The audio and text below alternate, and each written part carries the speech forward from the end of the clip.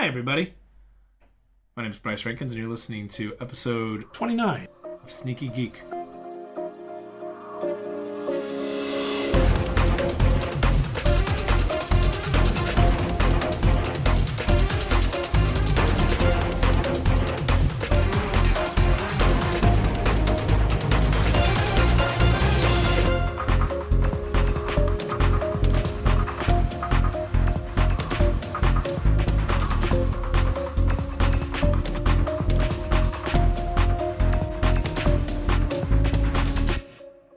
Welcome to Sneaky Geek. It's just Bryan and I today. Yeah. Say hi, Bryan. Hi, Bryan. And hi, Bryce. Hi, Bryce. And we are here today to talk about Comic-Con. In our brand new studio. We keep saying our brand new studio. We keep saying our brand new studio. I don't know, it's spruced up again. We moved our desk. We reorganized. Well, you reorganized. Yeah, we moved the entire drum set. There's curtains. We can get to the comics now? We can get to the comics. So this is a podcast, and there's comics behind Bryce. In 3 different bookshelves. We got comics there. We got comics all along there.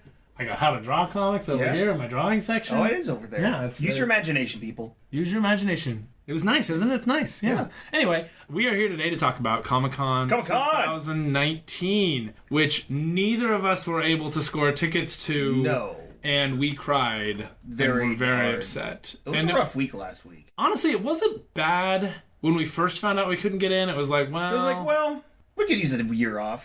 Yeah, I suppose. Save some money, and, we kind of talked ourselves into it. Yeah, it was okay. Like, being okay with it. And then, lineups started showing up. Yeah. And panels started showing up.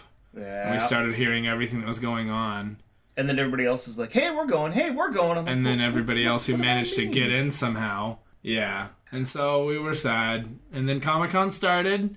And Wednesday night, preview night, apparently was really busy, like the busiest preview night. Weird, yeah, because preview night's usually kind of collectors only, vendors mostly going around. It's like the one time they get to go see the other vendors and check it out. Yeah. We skipped preview night last year. I think Did we skip it? I don't think we just didn't get a badge for it. Yeah, we didn't get a badge for it. Tate's never really into preview night.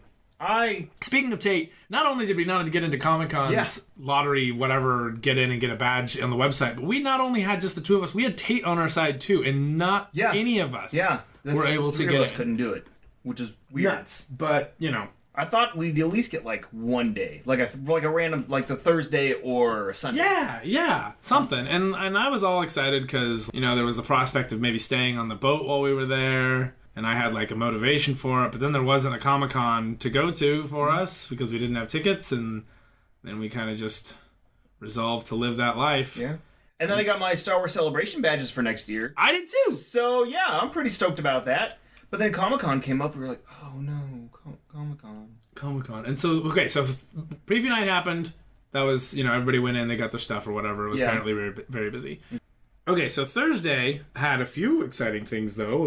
We did, because you could at least get Comic-Con news at home as it was coming on. Typically, just typing in Comic-Con 2019 on YouTube was enough to at least get you most of what you needed. Trailers, etc. And that's how we found out about most of the things that we did actually look at. And we know that the Avengers game had a new trailer. The Square Enix Avengers game had a new trailer come out. Ultimate Alliance...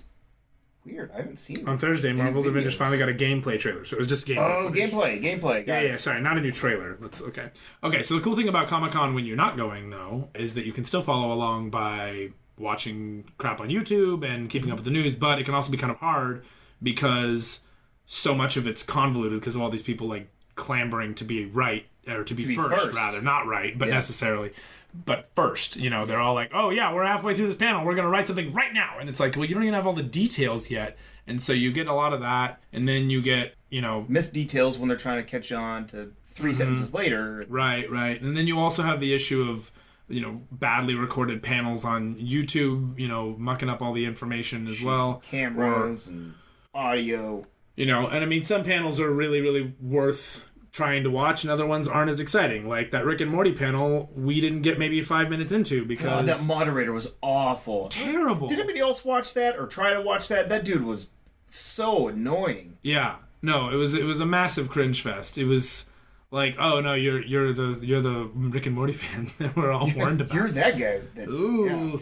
But that was one, and then I don't typically watch the Steven Universe panel anymore because, or at least I don't watch through to the Q&A anymore because the Q&A is usually just an overshare fest with a bunch of crying fanboys and fangirls, and it's kind of exhausting to be perfectly honest. But like we've gone into that before. Yeah, but certain panels aren't necessarily that exciting to watch, and then other ones like Entertainment Tonight was just throwing together highlights, and it was fantastic. Reel of, so we'll get there later. But Thursday came along, and we had the gameplay footage from Square Enix's Avengers game. I need to watch that. We got the Harley Quinn cartoon series cast was revealed. Mm-hmm. There was a HD remaster of Batman Beyond announced. Yeah, there was. And Agents of S.H.I.E.L.D., the panel actually revealed that I think that they're shutting down. Yeah, next season will coming to a close. Next season will be coming to a close, which I'm super bummed about because I'm behind right now, but for all I know, it could be really, really nice, and it could be time because I don't know how the season went because by the time I got around to watching it, I was 2 episodes. Hulu had started to delete their episodes. Yeah, because they only put on 5 or 6 episodes. Yeah, 5 or 6 at a time or something. The previous episodes. So if you're going in looking for episode 1, you're not going to find it, but you will find starting with episode 4 or episode 1. Mm-hmm. Yeah. Yeah, so you'll have episodes 4, 5, 6, 7, 8, and 9, but you won't have 1 through 3. Yeah. So you have to. They kind of force you to at least somewhat keep up. But I was in finals week, dog. Yeah. I don't got time for that. There's 200 other shows out. There's a bunch of movies. I'm still in the middle of way too many. Give me some time. So Thursday came along, and that was that. And we were like, well, Comic-Con's happening. People are posting videos. We're sad. Yeah. And then Friday came along, and you were on your way home. Yeah. And I was sad, but I had saved all the trailers because we were going to watch them when you got back. Mm-hmm. And then I was in the backyard mowing the lawn, and I get this text message from you son of a bitch. I love your mom. So tell them, Bryan. Tell them what. So I ended up scoring a last minute badge to Comic-Con from a family friend down in San Diego. So I came home and I scarfed down some food and I chilled for a little bit. Watched some trailers. We watched some of the trailers. Packed my crap and heading down to San Diego. Yep. Friday night. Yep.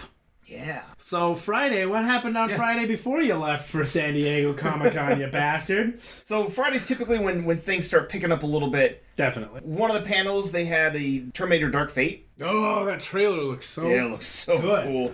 I'm and that little that little behind the scenes kind of featurette thing that they had came out. Put that out. Yeah, I need to watch that because I was driving But I mean, we got the original Terminator and the original Sarah Connor. Yeah. Both back. Right. We also had a really big Crisis on Infinite Earths DC TV crossover panel. Mm. They reveal that they're bringing in the usual crew now. They're bringing in Supergirl, Supergirl will be there, obviously. Batgirl as well. But then also, because it is Crisis on Infinite Earths, and there's a multiverse of people and heroes, they're bringing in all sorts of people. So, Brandon Routh will be playing Superman again. Yeah.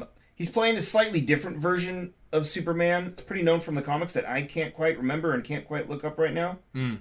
But they also revealed that Burt Ward... Try to find it. Yeah.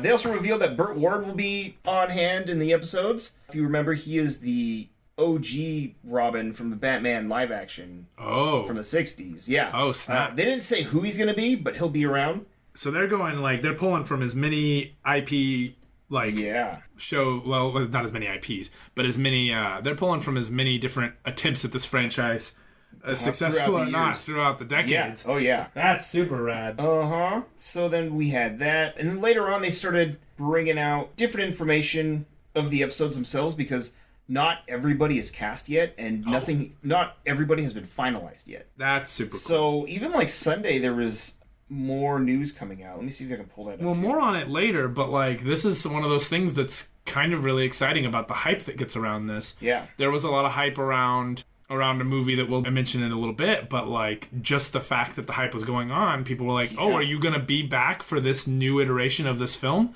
And that led to a guy getting cast who was not originally even in the thought of coming back.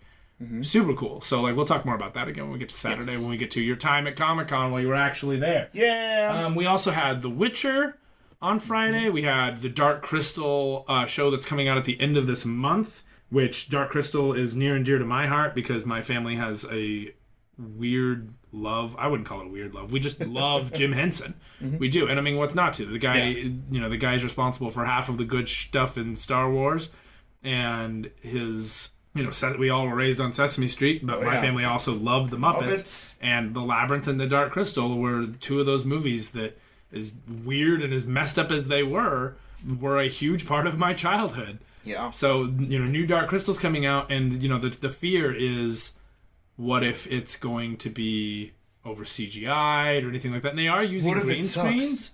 Yeah, guys, what if this sucks? They are using green screens, but they're using all of the same. There's a lot of practical effects. It's all the characters are puppets. Yeah. These are all straight up. Jim Henson and his daughter's working on it. And, the beginning of the video, it starts and they say very few people know how we did this. And those that do don't remember because they're so old. Yeah. But they brought back a ton of the team from the original Dark Crystal. I saw the Dark Crystal cool. original Gelflings in an exhibit last summer. I went to a Jim Henson thing. I saw Grover and I cried. But I saw they had Jareth's outfit, but they had both the original Gelfling puppets, and they've very much improved upon the Gelfling puppets for sure. Ooh. Because I've seen what they look like now. They're in dire straits. But Aughra looks fantastic even now. I mean, other than the fact that she looks like an old weathered piece of leather. Yeah. So, her looking like that, I suppose, works for her. But yeah, that looks super good. The Witcher was super good. Henry Cavill looks like he's very much excited about it. He was talking about how he was. Yeah, he was really hoping for it. It's a nice thing when actors are obviously very into whatever role they're doing. Yeah. Because there's something I enjoyed this role, and you're like, are you trying to convince us or yourself? Right. But no, there's some people he's just friggin' in it and geeking out, and that's super cool. He explains a little bit what a Witcher really is, and if you haven't played the Witcher video games, go ahead and start that, and then come back in about 5 months when you're all done with them because they're long as shit. So condensing it to a show is going to be really interesting because there's a lot to it. But on the other hand, half the reason those things are so long is because of all the side quests and stuff too. So, so that's that. Also, I don't know that we mentioned it yet, but Top Gun is getting a sequel. Yeah, I knew they were doing that a couple months ago, but I didn't really grow up watching Top Gun, so I was like, okay, that's cool, I guess. And then, a lot of people are freaking out, which I get. Yeah, yep. And then I saw the trailer, I'm like, holy crap, this looks legit. Oh, yeah. So I'm in. Tom Cruise He looks great. I'm not usually a big Tom Cruise fan, but as Dave likes to put it, Tom Cruise is, hey, I'm Tom Cruise, but today, I'm a bartender. Yeah. Hey, I'm Tom Cruise, but today, I'm uncovering an Illuminati sex cult. Hey, I'm Tom Cruise, but today, I fly fighter jets. That's but that's kind of how all of his parts are. But I mean, it's kind of like before Keanu really, became this tour de force that he is now. If Keanu Reeves wanted to go back and play Ted Theodore Logan, you'd be like, yeah, good. It's that's who Keanu Reeves is. Yeah. Right? So if Tom Cruise wants to go back and play Maverick, that is who everyone sees Tom Cruise as. It's the one character he can't fuck up. Yeah, right. Because it's basically him. Because it's basically, we assume it's him. I don't know. Yeah. He's out there. I don't know the guy. Metachlorians and Dianetics or whatever it is that he does. Please don't come after us, Scientology. Oh, God. So while you were there, did you visit the Scientology booth that's always at Comic-Con? No, but I walked by a couple times, and I did hear somebody say something to their kid that's where you go to get brainwashed. Cracking up. Yeah. Please don't come after us, Scientology. God. Anyway, so Top Gun's coming out. We got all that. Okay, and I think that's the majority of what we need to know. Yeah. Right, actually, Hulu ended up dropping season 4 of Veronica Mars out of nowhere. Oh yeah. So that was supposed to come out, I think, next month. And then all of a sudden they're like, "Oh, surprise! Here it is right now." Boom. I haven't watched Veronica Mars season 4, but I hear great things, and it's one of those things that's on my list of shows to watch. The grand list. Yeah, the backlog. List. All right, so I sat and I watched more footage from Comic-Con, watched the Rick and Morty little, I wouldn't call it a trailer, I would call it a scene. Yeah. It was good. It was funny. Yeah. No, I dug it. I was enjoying it, and then I was like, oh yeah, no, I definitely want to see this panel, and then that moderator was like, oh no, I definitely don't want to see this panel. No. I mean, if you sat through it and you got to enjoy the humor and style of Justin Roiland and all those lovely human beings, Sarah Chalk and all that, I was really excited for them, and then that moderator dude was just unbearable. Chris Parnell seemed to be having the same problem. So that's fair. Yeah. He was like, you could see it in his face. He's like, who is this guy? Anyway, then you went to Comic-Con. Now tell me all the things because I don't know jack, and I kind of kept myself in the dark. So there was a whole bunch of stuff to do outside that I did not do because I went inside. But apparently the Brooklyn Nine-Nine exhibit thing they had. Oh, the walkthrough thing? But apparently it was like the best thing there. Oh, really? Yeah. Anyway, Amazon Prime had something out there. Fox always has their stuff. Yeah, FX usually does a thing. Yeah, last year they did. I want to say last year was 2 years ago was Gifted or Legion or something like that, and last year was something. I know there was a Walking Dead experience. It was like an obstacle course, and they've done the Upside Down before. What did you see anything else over there? They had the Gaslamp Corridor, like all the way to the friggin' stadium, has stuff going on in it. Oh yeah, and even further out too. Yeah, so there was so much stuff that I didn't get a chance to like see or look at, but I'm sure you can find all sorts of stuff online. You'll see it. But when I got inside, when I eventually got inside, that's another podcast. So then, was it tough to get inside? Because that's this podcast. Yeah. Oh yeah, it was a little challenging. I mean, I know that there were some issues with with the way passes and stuff. Everything worked out. It was fine. It was cool. Don't worry about it. We're all good. Good. No, once I got inside there, I actually went and found Dave first because that just happened to be like one of the doors I went in. I'm like, for those of you who are listening to this podcast right now and are like, who the hell's Dave? Go listen to other podcasts with Dave because Dave is on our podcast quite a bit. Yeah. Dave, we love you. We miss you. Come be on our podcast again. We need more information. Yeah. We don't love you just for your brain, but we sure do love you partially for it. Anyway, so you went and visited Dave? Yeah, I went and visited Dave. He was good. Their booth was doing good. Selling a lot of comics. Slinging a lot of good stuff. Nice. I ended up buying Venom comic out of there. Oh, really? Last day it was pretty funny, yeah. I thought it was funny. Last time I was at Comic-Con and talking to Dave, they had a $100 first issue, first printing of Miss Marvel. Ooh. And, boy. You wanted that I want it so bad still. But, like I said to Glynis today, who immediately then said, Bryce, don't tell people that. You know, sometimes when you miss out on a good opportunity to buy a good comic, it makes the eventual finding of it all the sweeter. Mm-hmm. And then Glynis looked at me and was like, Bryce, don't tell people that in my store. Yeah, no. Because that was my reason for not buying, 0 through 20 of Gwenpool that she had available. Oh. But anyway, so you bought some, or you went and you hung out with Dave. I then just started walking the floor. My usual go-tos are Marvel and then Star Wars. Marvel always has a ton of giveaways, and Star Wars always has a lot of cool shit to look at. Yeah, so Marvel had some good signings going on, both with actors in the movies and TV shows, but also comic writers and artists. Yeah, I gotta say, because Marvel's not available at WonderCon, but because they don't have like a booth. Not an official booth there. No. Yeah, no. I mean, they'll show up at panels and stuff like that, but like they don't do the whole booth thing. Right. But that booth, I mean, first of all, it's humongous, but there are so many opportunities to get something cool at the Marvel booth. Oh, yeah, all the time. Like from the merch to the giveaways. But I mean, even with that, like the giveaways, the signings, the people who show up just to come and do like a quick, conversation. Oh yeah. With somebody, a quick interview. Yeah. I mean, I have almost the entire creative crew that heads the actual design of the Marvel Cinematic Universe. Like I have all their signatures, and I met and got to have a conversation with each and every single one of them. Yeah. You meet artists and stuff. Who did you meet? This year I met Tom Taylor. What does Tom Taylor write? So he wrote for DC for a little bit and then went over to Marvel. He did All New Wolverine. He created Gabby, the X-23 clone sister. She's freaking hilarious. She just changed her name. Honey Badger? Honey Badger, yep. Yeah, she's Honey Badger, and she changed her name to something else in this last X-23 issue, which he didn't write. But he went on to do X-Men Red, and then he's now doing the Star Wars Age of Resistance book. So I got to talk with him for a quick second about that. As we were signing, I'm like, hey man, big fan. So leading up to there, I was just wandering the floor. I ended up picking up, I have a few books that are on the top of my head that I need, that I'm missing in my collection. So one of them was the All New Wolverine book trade, kind of in the middle of the series. It's got Doc in Wolverine's son. So it was kind of a cool legitimate son, not cloney son. Right, yes. Like actual biological son. I mean, anyways. So I ended up finding that for $5. So swooped on it, and I'm walking around. I'm like, let's see who's at the Marvel booth, if I know anybody, and what's going on there. And I see the Tom Taylor's signing. I'm like, oh snap, that's cool. And then Ryan Otley, who's doing the art for Amazing Spider-Man right now, which has been fantastic. Yeah. And actually, right then and there, Tom wasn't there yet. I'm like, this guy looks kind of familiar, but I know it's not Tom. So waited around a little bit. I saw someone I knew who worked at Marvel, talked to them for a quick second, and then Tom was back at the table. and there was like no line. Nice. Yeah, so I'm like, wait, I'm pretty sure. I had to double check because there's so many things going on so fast. I'm like, I'm pretty sure he wrote this. I need to double check, so I pulled it out, and he did. I'm like, score, cool.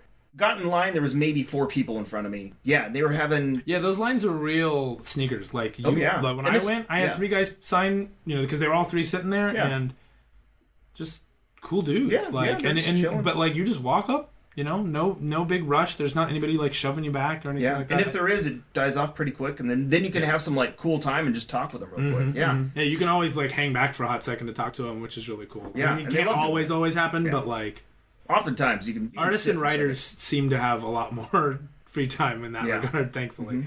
Yeah, so talked with him. I was like, hey, like I really dug the X-Men stuff that you did, and he wrote in there, snick, snick, snick, snick, like... I saw that. Yeah, it was really cool. And I'm like, oh, like, and I'm really excited about the Age of Resistance stuff that you got coming out. He's like, oh yeah, it's super fun to work on.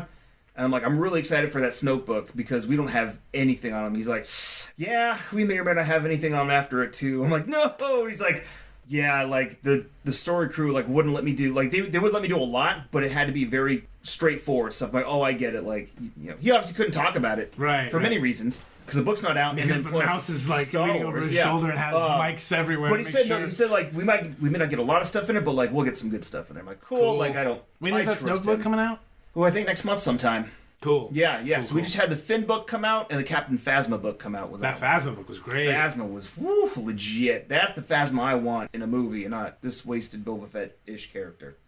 That's a different podcast. So, walking around Saturday, I got that stuff. Went to the Star Wars booth, and they don't have necessarily like one Star Wars thing going on. They have an entire legion of licensees just selling all sorts of cool stuff. So the big backdrop for this year was Stormtroopers and their evolutions. So you had like regular Stormtrooper, there was like a Scout Trooper, I think, and then there was a Death Trooper from Rogue One, and then Captain Phasma, and then the new Stormtrooper from the new movies. And then we had the brand new unveiling of the Sith Trooper, which is the all-red Stormtrooper with like cool little designs, and that was real pretty. Yeah, so that was the big backdrop, and then there was like the Hallmark section, because they had the Hallmark ornaments and that kind of thing. In the back was Star Wars books, and that's where Did you go to the Del Rey panel? No, unfortunately, because that was Thursday night. Okay. Thursday afternoon. We should probably talk about the Del Rey panel for a hot second before we get... Ooh, yeah. We got some big news out of that. So the Del Rey books section had some cool stuff. No, it was Star Wars Publishing. Oh, Star Wars Publishing. So it was books and Marvel Comics. And both.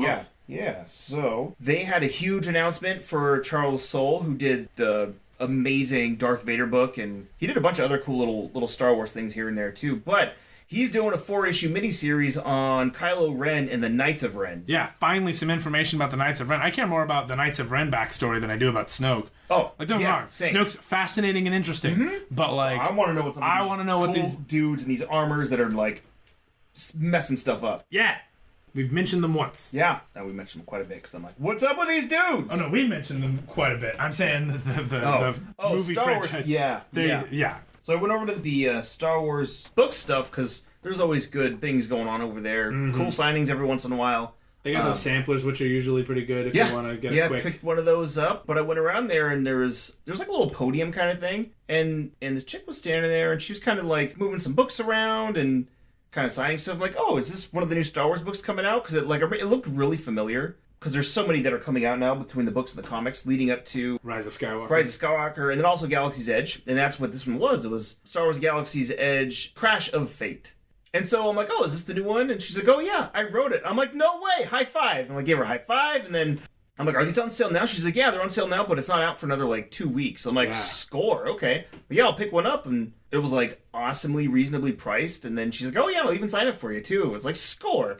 She was super nice, super cool. And I'm like, hey, I got a podcast. You mind coming around for an interview if you got a chance? And so, yeah, I had a nice interview with her on Saturday. We'll get to later. Super cool, super nice. Totally into Star Wars. You mean on Sunday? Sunday, yes, because this was Saturday. Yeah. I don't know my days. I don't know my years.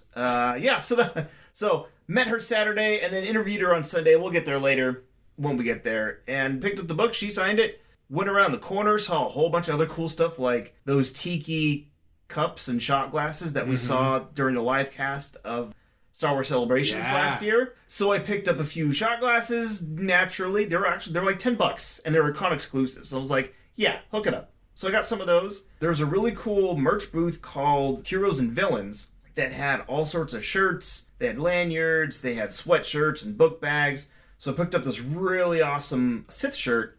I was either Jedi or Sith, and I was going to possibly come back around for the Jedi stuff, but, the Sith looks cooler anyways. So, got one of those, and took some more pictures of the Stormtroopers, because those are super pretty. You can get up close with those. Yeah. And walked around a little bit, and then about that time is one of the Marvel panels, what's coming next. So I hauled up there, found a good seat, and they announced Marvel 1000, which is like a huge compilation of artists and writers with different characters doing some really cool stuff. And then they announced at that panel Marvel 1001, kind of a little companion sequel sort of thing. Yeah. They also mentioned that Darth Vader's going to be in it. So I don't know if it could just be like a line-wide, or not line-wide, but just Marvel-wide, just big ol' event. Not event, but more just like celebration book. Yeah. Sounds really cool. Mark Waid just started a new history of the Marvel Universe, which they put out every couple of years. Mm-hmm. I mean, that's 80 years. You've got 80 years to work on. And I know that the success of Detective Comics 1000 was huge. So I'm really excited for this Marvel 1000. I just heard about it today. So what else happened at this panel? So we had Jonathan Hickman come back to Marvel. Yeah. Last he wrote was Avengers in that big old Secret Wars. It was like 3 years ago. Yeah. Hickman left about 3 years ago to go do Indie Comics, Mm-hmm. Went back to Indie Comics, did his thing, and then Marvel seduced him back with X-Men. So he has great X-Men work. Yeah. So there's about 3 or 4 X-Men books going on right now, or that were currently going on, and so they ended them all. Kind of not canceled them, but they're like, hey, let's close them all down. Yeah. Tied them up as best.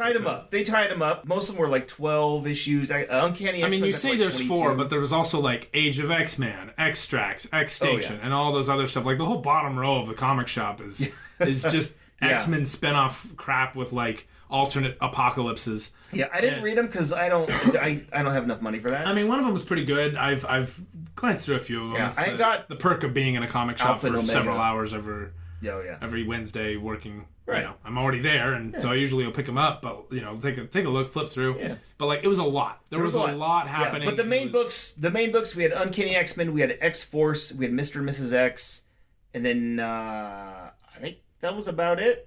And then all this little spin-off series that came out of it. Yeah. So there used to be X-Men Blue and X-Men Red and X-Men Gold. Yeah, they wrapped Black. All those up. All those got wrapped up. Yeah, into Extermination, and so all these other books kind of spun out of that. And then they closed all of them down.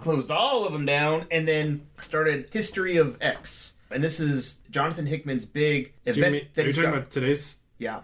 That's not History of X. House of X. Ugh. So today... on Wednesday, the 24th of July.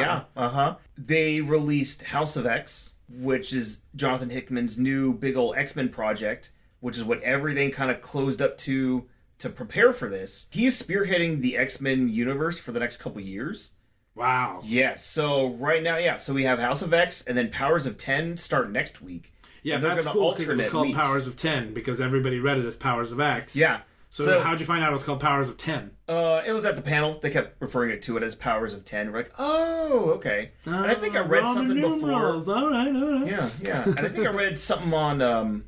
Marvel put out an article about it, and it said in there specifically, pronounced as the Roman numeral 10. Right. I was like, okay, cool, okay. So it kind of alternates, and we don't really know much about Powers of 10. No, other than it's supposed to focus on what's going on with the X-Men in the future and the past. That's all they said about it. Yeah. So I was like, okay, cool. But that first issue came out today of House of X, and it was gnarly. It had some great art and diagrams, as Jonathan Hickman's books typically do. So very confusing, which will end up paying off way later down the line. So I'm behind on X-Men for sure. Mm-hmm. The dude that's been rolling around with Cable with a big X on his face, like the big X on the helmet, in some of the X-Men books. Nope. This is his first appearance. Who's No, there's a dude who's rolling around and he's got a helmet-looking thing and it's got a big X on it. Right. It's him and Hope and Cable. Yeah. On the cover. Oh, yeah. No, that's not a thing. Who the hell is that guy? That's Xavier. That was Xavier. But I don't know what books you're talking about. Because this is his first appearance. That's what I'm saying. There's another dude who I thought this was that dude. Oh. What's the most recent X-Men book? Is it X-Force? There's X-Force, there's Uncanny X-Men. There's just those two, actually. Although, it's younger Cable. No, this guy's got like a humongo beard. Oh. Was it during Extermination? And he's got it's a red X. It's not like Xavier's X. Major X. Oh, Major X. Oh, that's Rob Liefeld's thing. I don't know. Oh, that's okay. So, yeah, Major X. Major X, yeah. So when the covers started coming out for House of X and Powers of 10, the only thing you really see is a group of mutants walking forward out of some light, which includes Cyclops and Magneto. Yeah. And is that Jean Grey or is that Hope? Marvel Girl. Yep. Marvel Girl, Jean Grey. And then this dude with this big X on his helmet. Yeah. And the only other helmet that we've seen that looks like that was Major X, who was in with like Cable and all those guys. Yeah, that was a weird. I didn't read it, but Rob Liefeld came back to like create this new character and this new storyline, and they announced that last Comic-Con, I believe. Yeah. So like I had assumed that maybe it had something to do with that, but I was floored today to open up House of X and see that the dude with the helmet. Yeah. Professor X is Charles Xavier. Yeah, like walking, being buff, and has this giant helmet thing on. And then to go a step further, it's not a helmet. It's like a mini Cerebro, apparently. Yeah, it's like a mobile Cerebro. Yeah, which wasn't even announced or talked about in the. Yeah, it's not even. They didn't even say that in the first issue. That was from a variant cover. Yeah, the only reason I know that's what that is because Scotty Young. Yeah, had a great cover. Yeah. Yeah, so like they talked about that book. That's spearheading this next couple of years of X-Men books. So we have, House of X, Powers of 10 coming out. And then out of that is going to spawn 6 other X-Men comics in phase 1. So apparently there's a couple of phases going on. Yeah, they're really like taking their time with this, which is nice because that's something that I think has been a major criticism of both Marvel and... I mean, look at War of the Realms. Like, War of the Realms was easy enough to keep up with, but like... And don't get me wrong, I appreciate that it was a quick event. War of the Realms, as huge as it was like done and over with in a matter of months. Yeah. You know, it wasn't like Secret Invasion, but it sure felt like it had just as many friggin' books. Like, there was a ton of tie-ins to War of the Realms. Both books that just kind of found their way into War of the Realms, as well as new books for War of the Realms. Yeah. And then... And some spin-offs after. And a few spin-offs that wound up being pretty good. You know, that so far, so good. I've enjoyed what I've seen so far. But, like, that was... an event, not necessarily like an ongoing cool storyline. Yeah. So I'm really excited to see that something in the Marvel universe is going to be, consistent for a while. Oh yeah, and especially because Jonathan Hickman plans out everything in advance, and he's been on. Yeah. Oh yeah, he goes on record like, I believe a story should be huge. Like there should be world building, and everything should connect together, and everything. Yeah, the first book's got like backgrounds. History and other information and maps. Like it's a freaking fantasy novel. Yeah, like pretty cool. I mean, but and all of his other stuff have been like that too. His indie stuff and Fantastic Four, the X-Men or the Avengers stuff, which was all great. So X-Men's like one of my favorite things ever. So I'm super stoked about this. Yeah, kind of lost it when I heard that he was coming back. But we have 6 new books coming out of this. First one they announced was Excalibur. I do love me some Nightcrawler. Is he still there? No. So, currently on that team, spoilers, we have Gambit, we have Jubilee. I love those. We have Rogue, and we have Richter, and then we have Psylocke, who's no longer called Psylocke. She's now Captain Britain, and apparently Psylocke is Captain Britain now? Apparently took over her brother's name. We don't know how, we don't know why, we don't know what's going on. I'm sure that'll get explained soon here. And then our last member, we have Apocalypse. What? Yeah. That's wild. Yeah, so that's pretty freaking rad. Next up, we have Fallen Angels. They didn't really go too much into the book, but... Is it... Weird. Age of Apocalypse? Has this apocalypse brought about, Which apocalypse? I mean, is this is this ex-giant mass murderer, genocidal maniac, 4 horsemen apocalypse? Or is this like... Same guy. Oh, wow, okay. Yeah. I mean, it's all one guy anyways. That's fair. For the most part, yeah. Yeah, so Fallen Angels, it's X-23, Young Cable, because that's a thing now. And then... Young Cable? Yeah. And then Psylocke. As Psylocke. All right. Yeah, so that's where they announced all this stuff, and everybody's like, wait, what? And they're like, yeah, we just said that. That's a thing. We're like, okay, Psylocke's cool. pulling Wolverine. Yeah. 2 books. Mm-hmm. Yeah, and they think they alluded that too, like, why can't she be in multiple stuff? So after that, we have the Marauders. Cool. And it looks like they're on like a pirate ship or on some sort of ship. I'm in for it. Does that mean Nightcrawler? No. Damn it. I know, sorry. We got Storm, we got Pyro, we got Iceman, we got Pyro and Iceman Bishop. together again. Yeah, and then we have Emma Frost, and then we have Kitty Pryde, who's wearing the sword. She's holding a couple swords. Emma Frost and Kitty Pryde on the same team. Yeah. I like it. That sounds like some good drama. That should be interesting. They didn't really give us a whole lot of anything specific about the books, other than the cast. Right. Yeah. We then have the New Mutants, and it seems like it's a pretty typical... Are they actually New Mutants? It's the classic New Mutants. So we got Sunspot. Love Sunspot. Yeah, we got Wolfsbane, Mirage, Karma, Magic, and Cypher. I do like Magic. Yeah. I don't know anything about the rest of them. Cypher I know also. Yeah, and then we have Chamber and Mondo. I don't know who they are. But I like Cypher because my inner linguist enjoys... Yeah. Chamber's one of the new X-Men. Younger guys, yeah. Good. New Mutants should have new mutants. Yeah. And then they're apparently going to space. And I love mutants gonna go hang out with the Starjammers. No way. Yeah. For realsies? Yeah. I love mutants and Starjammers. Yes. Next up, we have X-Force coming back out. Wolverine. Yes. Good job. Yeah. In fact, how they were announcing this was like game show stuff. So they pulled up 2 people out of the audience. They're like, they put up a whole huge board of mutants. And they're like, okay, there's 6 people on this team. Go back and forth. Who can pick the most members that would be on this team? Got it. And it was like game show stats. Oh, nice. Yeah. If I was going to make an X-Force team... It was kind of fun. Is Psylocke on that team too? No, just those. Damn, I love Psylocke on X-Force. Yeah. Okay, so Wolverine... Yep. So is X-23 also on that team? No. Balls.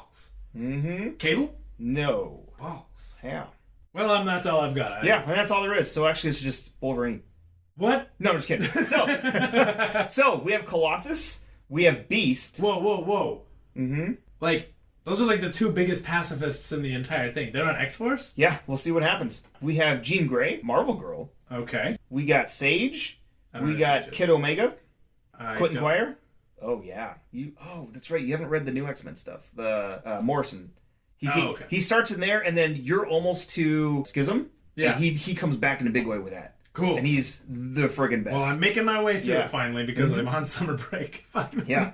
And then we have Domino. Domino? Yes. Damn it, I should have said Domino. I would have guessed Domino. Yeah. And then we got... Deadpool. No. Who is that chick? Guessing Cable the second time. Yes! No. Shoot. Where'd it go? No. Dust. No. Warlock. No, Warlock's the New Mutants. Is he on the New Mutants now? Yes. Okay, I couldn't remember if you Black Tom Cassidy. And some other chick that looks like... I don't know who that is. Deathstrike? No, it's not Deathstrike. Anyways, there's some other random chick that's in there. So that's kind of like the core team there. And then, finishing off with everything, we have Nameless X-Men. So just an X-Men. Ooh. Oh, just X-Men? Just X-Men. Yeah. Guess who's in that one? Wolverine. Yes. X-23. Yes. Not Honey Badger. Yes. Okay, wow, that's 3 of them. Uh-huh. Doing pretty good. Is Phantom X in there? Yes. No, what? Oh, yeah. Okay. I'm doing so good. Yeah. Is Cyclops in there? Yes, he is. Okay. Well, that's kind of a given. Storm? Yep, she's there. All right. Mm-hmm. Is Beast on that team too? Yep. Gambit? He's there. Nightcrawler?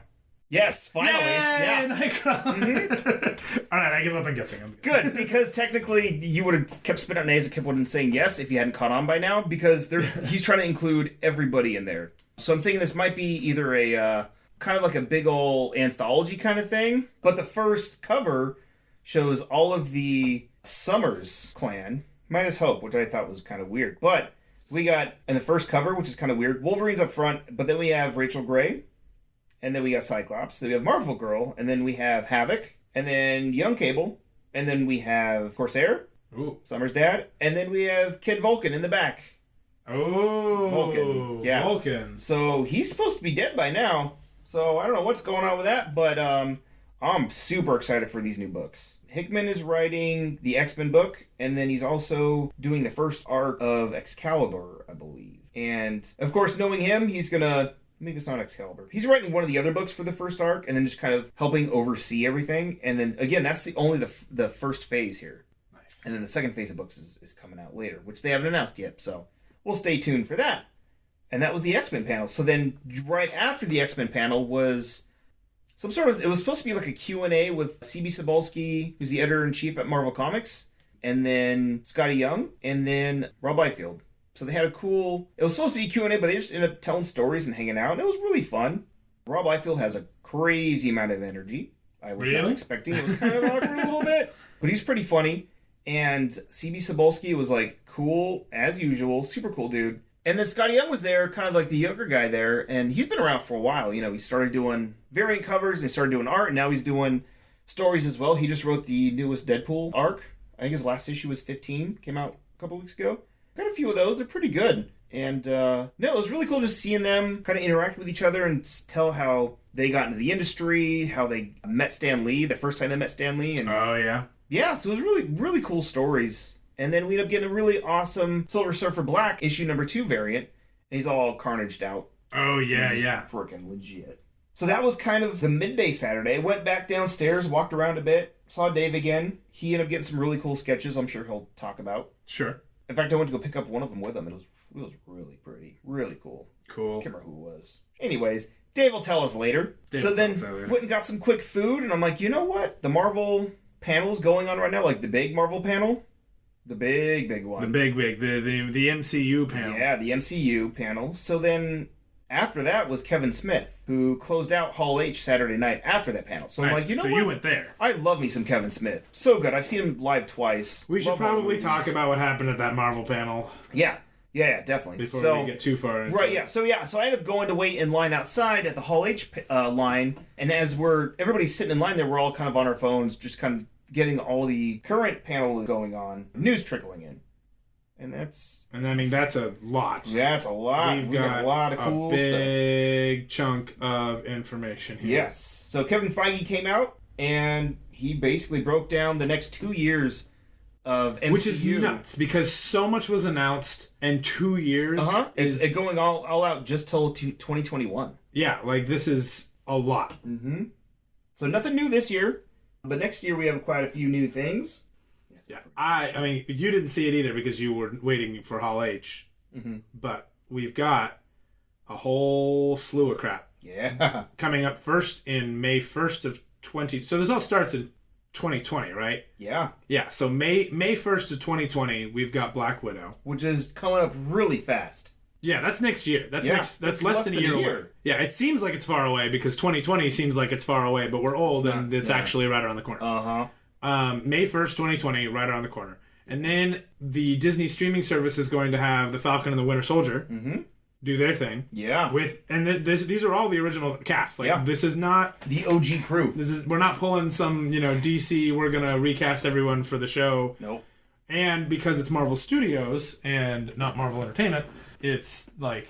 It's the movie. It's all within the MCU. There's no weird, is there a bleed over, isn't there a bleed over question. It's all in the continuity. Mm-hmm. And then, so we got the Falcon and the Winter Soldier. Yep, and that's going to focus on Zemo, who we saw getting carted away in Civil War. Well, he's back, and he has this classic comics mask that everybody kind of complained about. Are we building up towards a possible Thunderbolts? Oh, I don't know. I mean, Zemo's big thing, Baron Zemo's big thing is the Thunderbolts. Like, yeah, but how they're setting up in the movies is not Thunderbolts. That's fair. That's fair. I mean, they could get it there. After that is the Eternals. Yeah, that was a huge announcement there. I mean, we knew Eternals was coming, not the Eternals. Yeah, they announced the director 2 or 3 months ago, and some minor cast, and then some rumors of the cast a couple months ago. But it's very hush-hush. And we've got Angelina Jolie. Yeah. Selma Hayek. Yeah. And actually, those are the only those are the only names that I know. Everybody else, Gilgamesh seemed familiar, but I could not place him. Yeah, and then we have Kumail Nanjiani. And he's hilarious. Richard Madden, who was in Game of Thrones as Robb Stark. Yes, Robb Stark's there. Yep, and then he's going to be in there with Brian Tyree Henry, who was actually in Into the Spider-Verse. Oh shoot! It's yeah. As he's Jefferson Davis. Yeah, he's also in Atlanta. Oh, is he? Yeah, nice. He's one of the main guys. Yeah. He's also, he's on BoJack Horseman. He was in Hotel Artemis. I mean, he's got a background. Yeah. And then Dong Seok Ma, is the guy who's playing Gilgamesh, who I thought I recognized. And he looked familiar. He does look familiar, but boy, I could not tell you what he was in because most of his work it looks to be Korean cinema. Oh. There is a lot of film. But he is apparently huge over there. So if we are looking to please the Asian market, we are going to successfully do that. Man, this guy is big. Like, I'm scrolling through his. Oh, wow. I mean, he's been acting in pretty big stuff since 2005, but all of his stuff is foreign films. So that'll be interesting. Very cool. And then this little kid playing Spire is Leah McHugh, and she was in Totem and Into the Dark and The Lodge. Oh, okay. And Along Came the Devil. Like, she's been doing a lot of, I don't know, she plays Creepy Kid a lot. Well, she's pretty young, so. She is pretty young. So, if you need a kid who can act and who can handle some scary stuff, that's the one you want to go for, I suppose. And then finally is Lauren Ridloff. And she also has a decent backlog of work that she's put out, but it's very, very recent. Most of her work was in 2017, 2018. Nice. But she's going to be in Eternals as well as Makari. And that's pretty much all we know. Like, that's all that's on there. And then Chloe Zhao was obviously announced a few months ago. Mm-hmm. Apparently they're going full Jack Kirby, like all sorts of crazy colors and pencils and designs. Like, they're embracing them big time. I mean, why not? You're talking about eternal, immortal beings before everything. Yeah, and they've apparently been on Earth for 3,500 years from what Kevin Feige was saying, so it's going to be interesting how they work them into the current Marvel universe. I mean, it doesn't shock me also that Marvel wants to go with something with color, because I can't imagine that Black Widow is going to be particularly colorful. Uh-huh. But up until Ragnarok, the Marvel Cinematic Universe has been kind of muted. Yeah. So, but after the Eternals, we have Shang-Chi and the Legend of the Ten Rings, February 12th, 2021. Those 10 freaking rings that should have been brought up long ago. Yeah. Sounds like we're going to get the Mandarin as a villain. Better get a freaking Mandarin villain. So and then we get another Disney Plus with spring of 2021 with WandaVision. Yeah. And we get Paul Bettany's back. Paul Bettany's back. Elizabeth Olsen's here. Yeah. Very happy about that. And then shortly after that, we get Doctor Strange and the Multiverse of Madness. Yeah. Multiverse. Yeah. Get brought up again. Maybe this time for realsies. Right. Yeah, and apparently it's going to be kind of more of a horror flick. Yeah, that's what I've heard. Sick. And then we also have Scarlet Witch in there, too.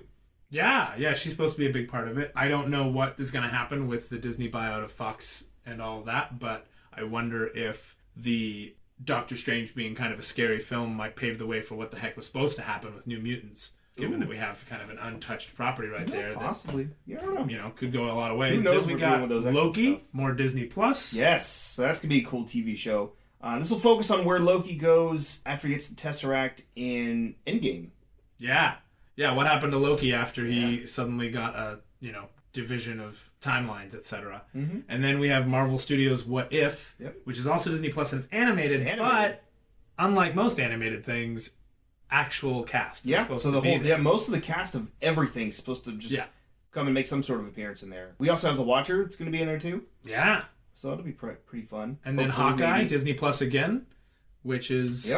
Jeremy Renner coming back as Hawkeye. Mm-hmm. Notice this is it's also the font of the Matt Fraction book. Yep. So kind of focus on Hawkeye when he wasn't being a superhero. And in the book, it's great. Like, one of my favorite books. He owns an apartment complex, and he's the landlord. And he took it over from somebody else, and Kate Bishop ends up coming around, and she's supposed to be in the TV show too. And I really hope this kind of helps pave the way for Young Avengers, because that's Young Avengers, good stuff. Mm-hmm. And then finally we have Thor, Love and Thunder. Uh-huh. And we are going the Mighty Thor route of recent age with female Thor, female Lady Thor, who is just Thor. It's just her name. Her name is Thor, but she's a lady. Yep. And she is being played by Natalie Portman. Yeah. Which I'm excited about because I love Natalie Portman. Yeah, I'm okay with it. Did you see Black Swan? I did. I love Black Swan. Yeah, because two chicks were making out. No, I loved it because... No. Okay. I loved you love it for other reasons? Because Darren Aronofsky's a freaking... Okay, I'm sorry. There's nothing sexy about weird spine movement things that looks like What was that one movie, Species? No. That's like saying that Species was good because of all the sex scenes. No, Species was freaking creepy. And weird tattoos moving along and turning into spiny, creaturey things on the back. No, I love Darren Aronofsky. It's true, he's cool. Requiem for a Dream. Yeah, that was nuts. Pie. I do like pie. Mm-hmm. Go for some chocolate pie right now. I could go for some chocolate pie right now. Yeah. We'll be back. And we're back. We didn't get pie because it's too late. It's too late. I don't know what's going on. Anyway, so not finally, because we actually now have a finally. They announced it. You forgot Blade. Oh, yeah. So basically, they did the whole panel. They're like, oh, by the way, we also have Mahershala Ali coming out. Yeah. And then he put on a hat, and his hat said Blade. Yeah, it did. And they put the Blade title on the screen. And everyone went, oh snap, we love Mahershala Ali. We're totally going to forget that he was Cottonmouth. And this totally does a problem with continuity breaking, but it's fine. No, there wasn't, because it's not a thing. Because it should be a thing, and it's stupid that it's not a thing. Yeah. Why mention all the things that happen in the MCU, in the MNU, if they're not related? Yeah, well, stupid. Welcome to Marvel. However, if I was going to cast anybody other than Wesley Snipes to be Blade, it would be Mahershala Ali. Hell yeah. Because he's fantastic. He's the best part of Moonlight. He's the best part of season 1 of Luke Cage. Mm-hmm. He's great. He's the man. He's 2, Oscars, doesn't he? Yeah. He's 2 Oscars or 2 Oscar nominations? I guess 2 of them. He's fantastic. Either way. What he is. And then after that, everyone cleared out and you got to go into Hall H, which is rare, but you got to go in to go see your buddy, your Kevin Smith. Kevin Smith. Yeah, so he has a new movie coming out, Jay and Silent Bob reboot, and I'm excited for this. So for years, he's been trying to get some sort of View Askew movie off the ground, whether it be Clerks 3, which one of the original Clerks guys. What's a View Askew movie? Jay and Silent Bob. Oh, okay. Yeah, so that's kind of what he calls the Jay and Silent Bob movies, with them in it. Because most of the movies, they aren't the main characters. No, Clerks, they're just kind of there on the side. Yeah. Dogma, they're around. Yeah, they're there. They're kind of like the B cast, but it's definitely the other guys. But obviously, Jay and Silent Bob Strike Back, that's them. So he's been trying to get these movies off for a little bit. They were trying to do Clerks 3, and then one of the original guys didn't want to do it, and you can't really have a Clerks 3 without one of the main guys. So they're like, okay, we'll put this on the shelf for now. And apparently, he announced there that the script they wrote for it was kind of dark, anyways. So they're actually going to do a reading of it for a charity in, I think he said November. Cool. Yeah. So he said he's going to rewrite the script though, because it was just too dark and it's not what those guys deserved. Either the actors portraying the characters and the characters themselves. Gotcha. Yeah. So it was kind of a cool little moment. He's like, you know what? I wrote this thing. It wasn't great. I'm going to go back because I could do better. Did you write it before or after his heart attack? Before. Ah, yeah. okay. So a little background. Kevin Smith's been around since 93, I think, when Clerks... No, 94. Early 90s. Great movie, black and white. Amazingly written. And it gave birth to this little tiny, mini universe before Marvel did it. Yeah. So he kind of went and did his own... He was always doing his own movies, for the most part. Yeah, I mean, we've got Mallrats, Dogma, Clerks, Chasing Clerks Amy. 2, Chasing Amy... Jay and Silent Bob Strike Back. Yep. And those were the kind of the View Askew movies. And then he did Jersey Girl, which I loved. He got a bad rap for that because that's right when Ben Affleck's in it. And so is Jennifer Lopez for the first little bit. And that's during their whole thing. And that kind of gave it a bad rap. Ah. It's a super sweet movie. Really heartfelt. He wrote it for his kid, which was really cool. Oh, cool. When she was born. So she wasn't in it. Right. But it's kind of his kind of ode to his daughter. And it was so good. Will Smith had a really cool cameo in it. Did he really? Yeah. Uh-huh. He wrote that. He wrote Tusk, which he basically came up with a story for on his podcast, which I haven't seen yet. Yeah. Same thing with Yoga Hosers. He also did that one Bruce Willis movie. Cop Out. Cop Out. Yeah. He did Cop Out and he did Red State. And he's... Red State was gnarly. That was his first kind of horror, dark, non-comedy. And it was well written, but it was the way he talks about Red State, he talks about it like he was I had to write Red State. I had to make this movie. Mm-hmm. But the way he talks about Cop Out, he's like, Cop Out was necessary for me to get to Red State. But it was a step that he wished he didn't have to take. Exactly, yeah.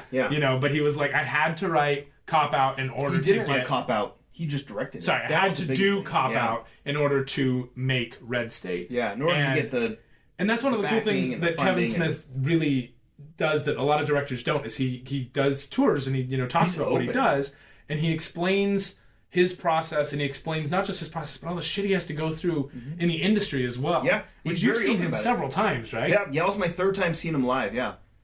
He also did Zack and Miri Make a Porno. Did he really? Was that Kevin That was Smith? him? I Huh? freaking love that movie. Oh, it's so good. You Yeah. mean Zach and Miri? Yeah.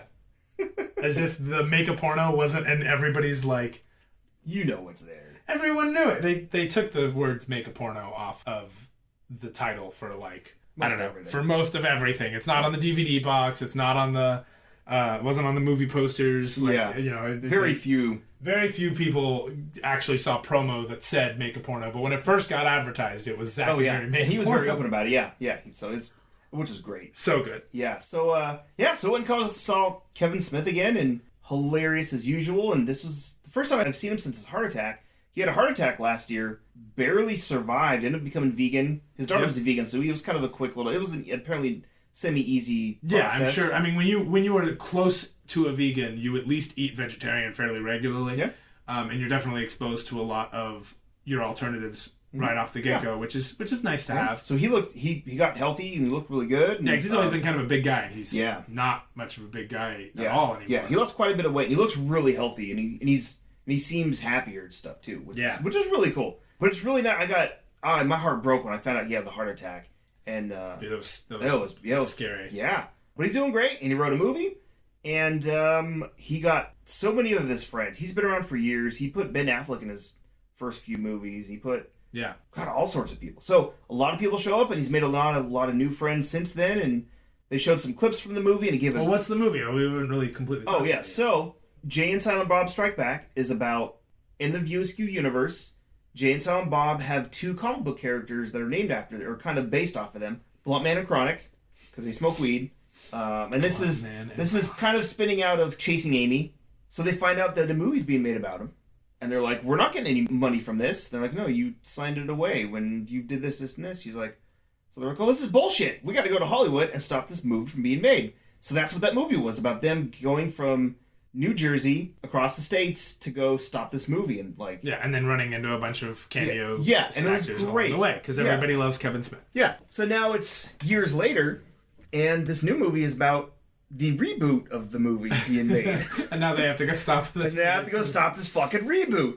And the same thing, they're going across, and he said the original plan when he wrote the movie was to do the movie the exact same plot.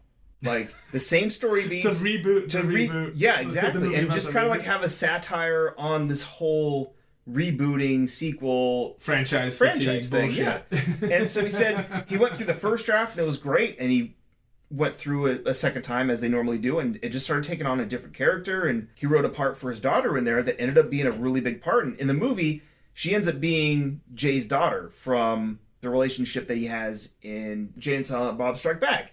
Oh. So they touch on that, and it just kind of took on its own form, which is really cool. That's cool. So he said, the original plan was for this to happen, and then it went off to this, and it's way better for that anyway. Yeah, so they did that, and they showed a few clips from the movie. One of the scenes where they kind of, like, just basically... Because there's typically a little bit of exposition in his movies, but it's really well written, and it's kind of part of the plot.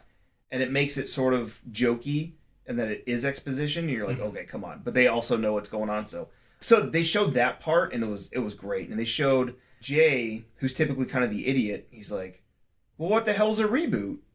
They're like, oh, it's kind of a sequel, and it's kind of, kind of goes on. It's Jason Lee and his character from Chasing Amy. Oh, no, Mallrats. Yeah, Mallrats. So Kevin Smith also uses actors for different characters in his movies that are all in the same universe. Yeah. He also makes a cameo in the movie as himself, which is funny.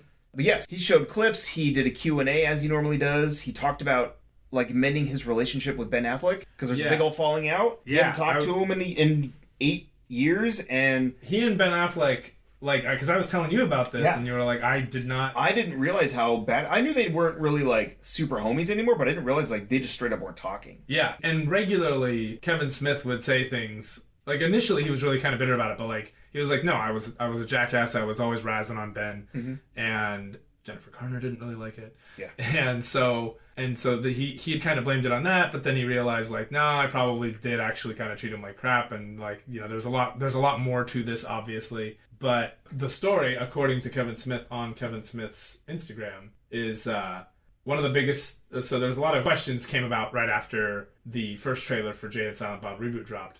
And a lot of people were asking whether Ben Affleck was going to come back as Holden McNeil, who was the co-creator of Blunt Man and Chronic. Yep. And big character. He played a crucial role in the original. He's also in like several other movies. He's in like 3 or 4 of the movies. He shows up a lot. But he says that when we started shooting the movie, the scene that with Ben Affleck didn't exist. And the scene, more importantly, his reunion with a guy who he's missed terribly for nearly a decade, only happened because Kevin McCarthy TV, who was interviewing Ben for his Netflix movie Triple Frontier, and he started off with, "Did they call you for the reboot yet?" And Ben said no, but he was available. Yeah. And so his producer, Kevin Smith's producer, was like, "Call Ben." Mm-hmm. Which is Jay's wife. Oh, really? Huh? Yeah. So she's like, "You need to call Ben." And he's like, "No, he wasn't serious. That's just nice shit people say when they're on an interview." And they're like, and then like a week later, all 3 of them were like more her, people Jason Mewes and Jen Schwalbach were all like, "You need to call him. Call, reach out to him for the love of God." And so he sends this fucking text. So before the text, he was like, "You know what? I'm just going to ask him on Twitter." So he wrote this thing. He was going to post it on Twitter, and he asked Jay's wife to read it. Like, "Hey, just double check this sounds good." And she's like, "What are you doing?" And he's like, "Post it on Twitter and ask him." She's like, "Text the guy." He's like, "Well, it's going to be kind of weird if I just text this guy out of nowhere that I haven't talked to." He's like, "But it's going to be even weirder if you tweet this guy out of nowhere." He's like, "Oh, you're right." So that's where this text message. So he texts him, to paraphrase the sad old King Osric in Conan the Barbarian: "There comes a time when the jewels cease to sparkle, when the gold loses its luster, when the throne room becomes a prison, and all that is left is a director's love for the people he used to make pretend with." And after a long beat of wondering how he'd receive this, my estranged friend wrote back as only he could, "Of course you still liken yourself to a king." Yeah. This was also like, that was the end of like this big old long message that Kevin wrote that he didn't want to like, it was a personal thing between them. So it wasn't like he just let off with that. Yeah. Which is what the Instagram thing kind of makes it sound like. Right. So he sends this big heartfelt, "Hey Ben, I love you." And then he says that, and he's like, "Of course you liken yourself to a king." And he says, "It would be a pleasure to see you again, old man."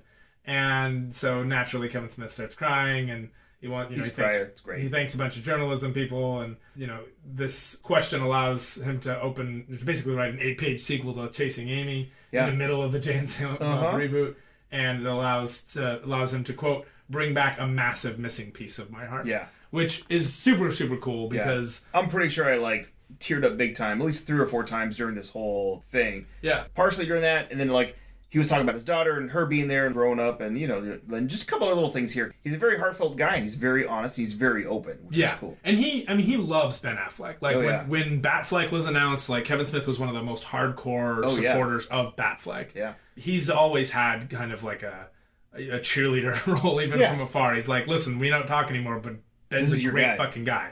Yeah, And I think that's really neat. And I remember seeing Matt Damon in the trailer for like a hot second, but I missed Ben Affleck. Yeah. And when I told you, I was like, "Yeah, it sucks because Ben Affleck," and you were like, "Watch the trailer again." Yeah. And then I saw it, and I was like, "What the?" And like 2 days later, you were in the panel, and you explained how it went down, which was super cool. Yeah. But the Q&A was freaking awesome, hilarious, and as always, he's like, "You know what? We're gonna be here till they kick us out." And so like we were. It was probably 10. Nice. Yeah. 10 o'clock, most and then Comic-Con is shut down at like 9. Oh, yeah. Except for the movies. Hall H doesn't stay open until 10 o'clock at night. So it was funny. So they were like, "Okay, we got to end this. Okay, thanks for coming out. I look forward to sharing this movie with you guys, blah, blah, blah. And, thanks for sticking around for so long." And so, like, it ended, and then I ended up having to pee. So, like, I hauled to the bathroom that was inside there, came out, and there's a big old group that was kind of near the stage. I'm like, "Oh, what's going on here?" Kevin Smith came out and was just, like, hanging out with people and taking pictures. Shit. Yeah. And then, so I was, like, kind of waiting around, like, what do I say when I go up to him? Like, because I like still wanted to like shake his hand or something, and then they kicked us all out. They're like, we have to get you out. Yeah. Yeah, so that was great. Saturday. That was Saturday. Did you get con flu? Did you get super fatigued? Did you feel like garbage? Well, I ended up hanging out with everybody super late. So of course I did, because I only got 3 hours of sleep that night. Oh God, give or take, as you do at Comic-Con. That's true. So then Sunday rolled around. Got in there a little bit later, but it was fine because there wasn't any panels going on Sunday. Like, did you go to any panels on Sunday? Or did you just walk the floor? I just walked the floor. All right. Yeah, found me a cool Marvel comic that I've been wanting. Thank you for that. Found some more comics. Yeah, actually, I got some like good loot, which I brought with me right here because it's at my house. So this is a podcast, and Bryan brought some good loot. Yeah. So let's see what I've got. Oh yeah, you met friggin' we'll get to that in a minute. Oh yeah, that was. Oh yeah, so the The Carnage variant of Silver Surfer 2. So during the Marvel panel, I also saw that Claudio from Coheed and Cambria was doing a signing. Mm-hmm. But it was like right during the panel. I'm like, shoot, I don't want to leave the panel, but I want to get this signed. But like, I don't know. And when I went to the panel, I ended up seeing a couple guys that I know and from Marvel over there. So hung out with them for a little bit and like, well, I might as well just stay here. Finished the panel, ended up going straight down to the Coheed booth just in case. And like, sure enough, he was still there. He wasn't really signing anything, and he was talking to some guy. I went up to the guy working the booth who saw me earlier in the day because I stopped by there because obviously. And I'm like, hey man, is he still signing stuff? He's like, no, but I can get the sign for you. So I got volume 3 of Good Apollo Burning Star 4, Fear Through the Eyes of Madness, and he got it signed for me. And I said, hey, thanks. And he was real cool, but he was also on his way out. Yeah, to go hang out with family. Yeah, stuff. I was like, oh, okay, cool. I don't want to keep you from that. So yeah, I got that. So it's volume 3. Is his hair as beautiful that close as it is? It was. From he was like away? He was all bundled up in a hoodie, so I couldn't tell. But now that I'm looking at this, the original series was 12 issues, and this is volume 3. But it doesn't make sense for him to have 4 issues in each trade. I mean, it's a pretty thin trade. Who knows? Maybe they were thick books. It's an indie comic. It could be. But either way, this is the comic series we talked about. Yeah, I suppose so. This is the comic series we talked about in covers. That's why it's a little bit thicker. Ooh, oh yeah, cool, yeah, pretty. Okay. Anyways, but this is the comic book series we talked about in our Coheed and Cambria episode with Dr. Pennell. Mm-hmm. Who is now a doctor. Who is now a doctor. Like wasn't a doctor at the time. Like was an actual doctor. Yeah. We're not just calling him Dr. Pennell like we do with other people that we know who might not at all be qualified to be doctors. Yeah.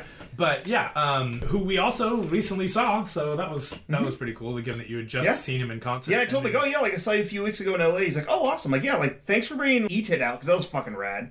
Oh, cool. Yeah, keep doing it. Yeah, exactly. Cool. And then I found Star Wars Shadows of the Empire trade for like super cheap, $5.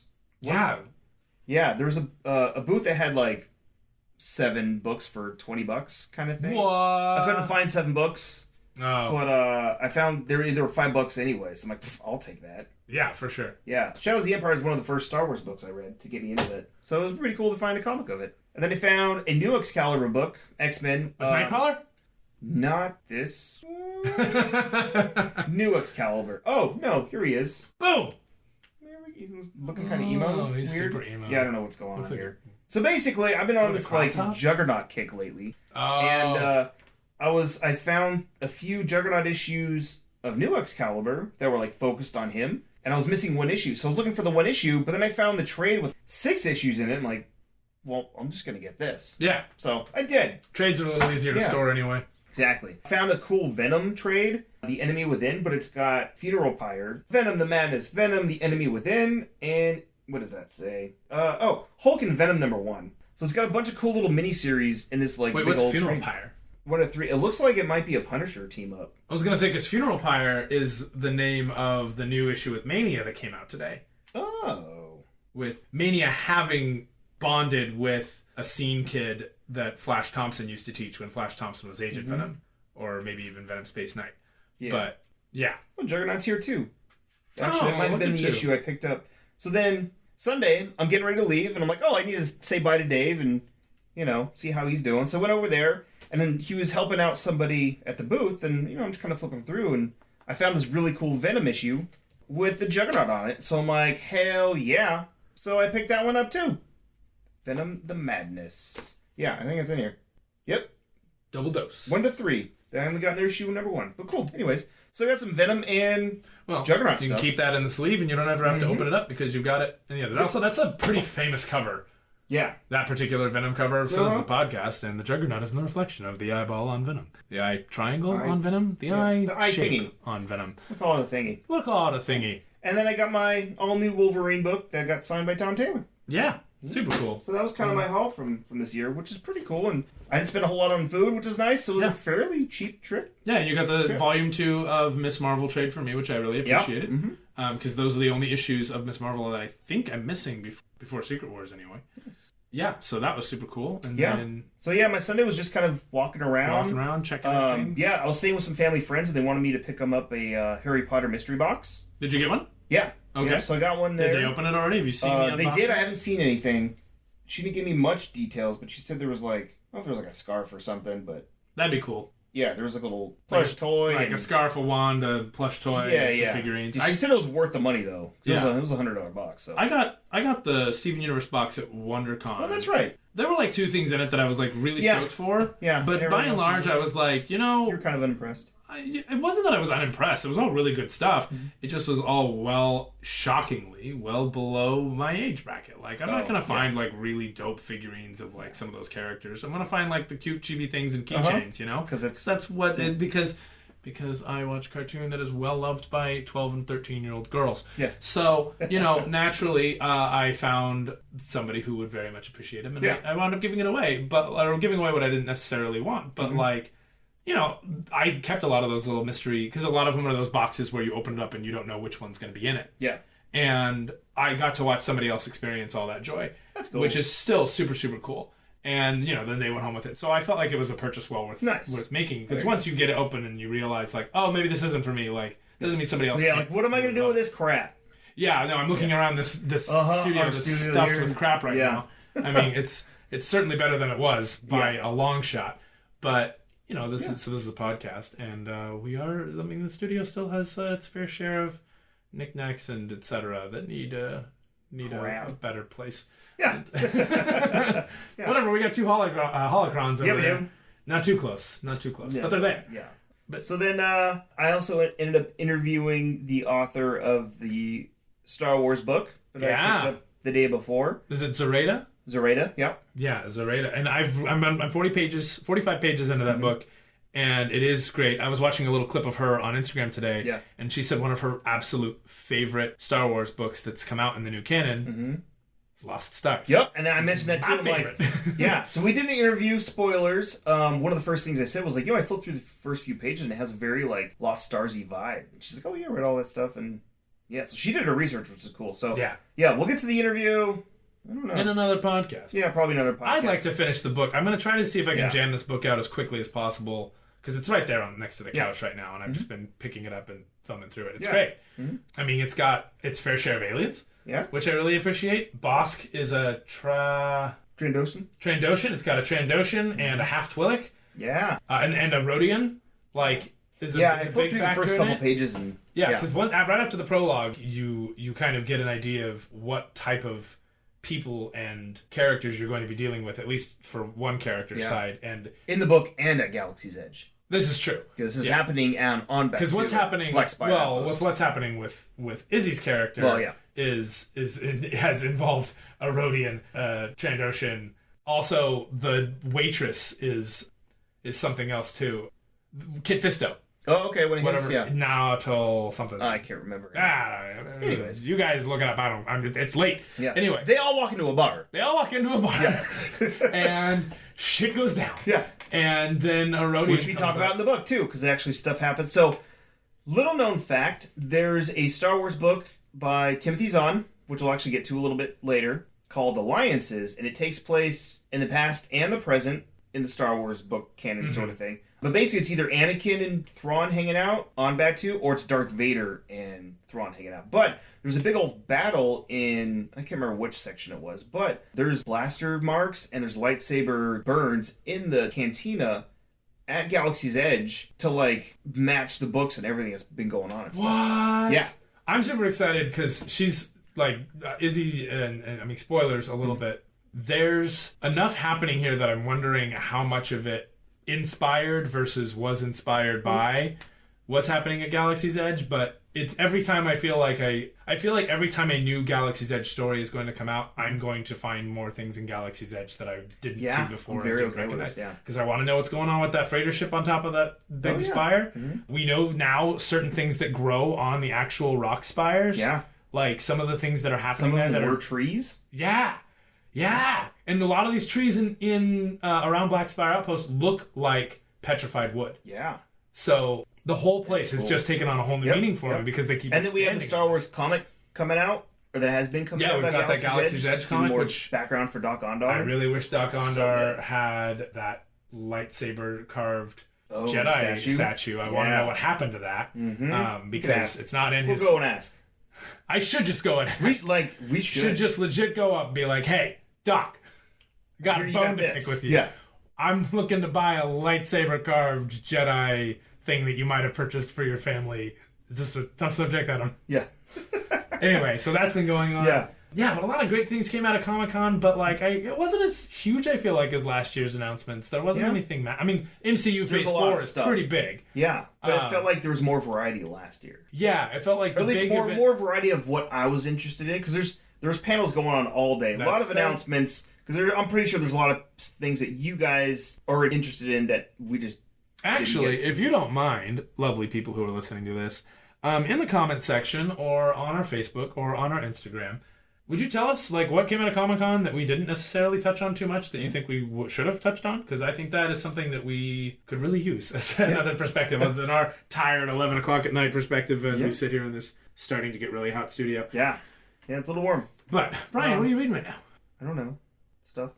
You were reading stuff right outside just before this. Carnage stuff. That's what I was doing. Dude, the Web of Venom and Carnage stuff that's coming out. Yeah, so there's a big old Carnage event coming out in like a month or two. Carnage is like brutal. Like maximum Carnage. He's starting to get back to like real Carnage status. Because when the Carnage book came out in 2016, it was dark in that a lot of people were dying, but it wasn't brutal. Yeah. You know, I felt like it was really subdued, and maybe it's just because I just can't take the Man Wolf seriously. But I mean, sorry, Dave. I know he gave you nightmares, but you know, I don't have a record to listen to. But I don't know, there was something about it. I was like, this is good. I like how messed up he is, and I like what he's talking about. But I really want to see like some eviscerations and some guts and nastiness. Yeah. And I picked up that Web of Venom Funeral Pyre today with Mania. Yeah. And it went from like, oh, what's going on? Inner psyche. Ooh, look at all these hallucinations. Oh my god. Yeah. And it was it was great. So yeah, Carnage. I mean, you were reading Carnage USA earlier, and no, so just regular Carnage. You were reading Maximum USA. Carnage. Oh, just Carnage. It's just called Carnage. That's right. It's just called Carnage, and it's. But it leads up to Carnage USA, and then it references a lot of Maximum Carnage, which Maximum Carnage is a '90s book, but like that's a pretty big event. Yeah. Coming up. One of the first big big event for Carnage, and then the X-Men event that just started, the House of X. Yeah, so that's kind of what I'm doing right now, and then and I also picked up the new Thrawn book called Treason. Oh yeah. It takes place during season 4 Rebels. There's like a 3 or 4 week little window where Thrawn's gone off screen somewhere for like after the Bendu. 3 or 4 episodes. Yeah, the Bendu storm. Yes. Yeah, before he shows up on Lothal. Yeah, so this kind of shows and tells you what happens to Thrawn while he's out and about, away from the show. Nice. Got a cool interview with Timothy Zahn too. He actually signed the book. He did like a surprise last minute signing. So I bought the book and then went upstairs and met some cool people. Guy out of Boston has his own comic book store. But yeah, met him. And then as I was waiting for the other interview, I just went over and talked to him for a bit. We might have had some technical difficulties, so we'll see what we can get from those we'll have to look at how the interview went. Yeah. But yeah, that was pretty much it. I just basically walked the floor and talked to people Sunday, which was half the fun anyways, because you meet all sorts of cool people around there. And like Reed said, you're like... thousands of potential best friends. Yep. Which awesome. I also did see Reed too. On Saturday. So we love Reed. Yeah. But that was pretty much it for my Comic-Con experience. Yeah. I'm still exhausted. It's Wednesday night. I'm sore. I'm still exhausted. I took a nap today, which never happens. I am not sore. I don't know. I don't know what I did differently this year. Probably sat around and studied instead. Oh, wait. But next week is the end of my summer session. Nice. Which means that I can read even more, because I've been reading a lot of X-23 lately, and Crash of Fate. I've been picking that up, because anything but academic reading is like what I'm gravitating toward right now as I'm getting closer and closer to my deadline, where I should be writing, but I'm not. But these pretty pictures. But this fantastic Star Wars novel. I am working on right now, trying to get through to the X-23 stuff so that I can get into all of the events that came after Fear itself back in 2010, 2011. Yeah. And then in the current realm of things, I'm reading Thumbs, which is an indie comic, and it's probably one of the first indie comics that I've been really, really into. But I definitely dug issue 1, I think, more than I dug issue 2, but I'm still really excited for it. It's like 6 issues, so it's going to be fine. Okay. Yeah. But that's been fantastic, and I definitely recommend that one. And then... I mean, I've talked about everything else I'm reading with Crash of Fate and all that. So, and then I just finished Cloak and Dagger Season 2, and it's friggin' great. Nice. Oh, it's so good. I'll get around to it maybe. Yeah, no, it's honestly I like it, but I liked it a lot better than I liked Runaway Season 2. Oh, okay. Finish that one. Oh, Runaway Season 2 had a much better ending than a beginning. You just kind of get past that one random like subplot with Molly and the what's his name guy. Huh. But other than that, yeah, it was good. It was good. That's kind of what I'm working on. And then it just beat Far Cry 5. Oh yeah. That took forever. Yeah, that was. Yeah. Ooh, I just picked up Marvel Ultimate Alliance 3. Yeah! So we started playing through that a little bit. And then you started playing it yesterday without letting me know. Yeah, well, you were busy watching Steven Universe. You were supposed to be watching Steven Universe. I didn't care, so I started playing the video game. So good. I know the video game is great. Are you talking about the show? Video game is also good. Oh, it's okay, I guess. The Steven Universe video game is actually fantastic. Yeah. I think I've seen you play it. Yeah, no, it's like Paper Mario. Yeah. Which is based on Super Mario RPG, which is one of the greatest Super Nintendo games of all time. Uh-huh. But no, the Steven Universe stuff we were working on yesterday was just funny filler, which was good. Like it basically just was 3 episodes making fun of the fandoms. Yeah. Like which was great. Like the Rock Naldo episode is totally making fun of hardcore Steven Universe fans. Yeah. And then the next one after that definitely people got called out. It was great. For sure. Like gym sonas and stuff. Yeah. Yeah. Well, this is my gym weapon. Yeah. And then the one where they make fun of the actual like plot of the show with characters being the crystal gems. Mm-hmm. You didn't even cry. Yeah.